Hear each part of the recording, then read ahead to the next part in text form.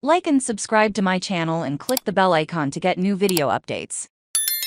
Review: Ed Sheeran explores grief in Clearwater at Subtract tour opener. Clearwater Ed Sheeran, didn't he sugarcoat it when he greeted the approximately 2,000 fans at Ruth Eckerd Hall on Friday night. "The next hour will not be happy. It will be a sad hour," said the English singer at the start of the first show of his Subtract tour. "I promise, by the end of the show, we'll all be jumping and having fun." Anyone who has been to a wedding can tell you that Sheeran is behind some of the most popular love songs of this generation. His ballads like Perfect and Thinking Out Loud have featured in the top 40 playlists, as have slow dance classics. But this Sheeran's album entitled Subtract, released on May 5th, is filled with themes of heartbreak and loss, and although he worked on the project for a decade, he scrapped much of it after a series of tragedies: his wife's cancer diagnosis and the death of his friends Jamal Edwards and Shane Warne. Part 1. Sheeran performs and narrates Subtract. Hours after surprising a class of Tampa students at Middleton High School with free concert tickets and instruments, Sheeran took the stage at Ruth Eckerd Hall. A full 11-piece band, including a string section, was already waiting for him. He wanted to start with Subtract in its entirety, as it should sound. "I think it's more important than Bad Habits or Shape of You," he said. "I understand that an album like this is set in a different room,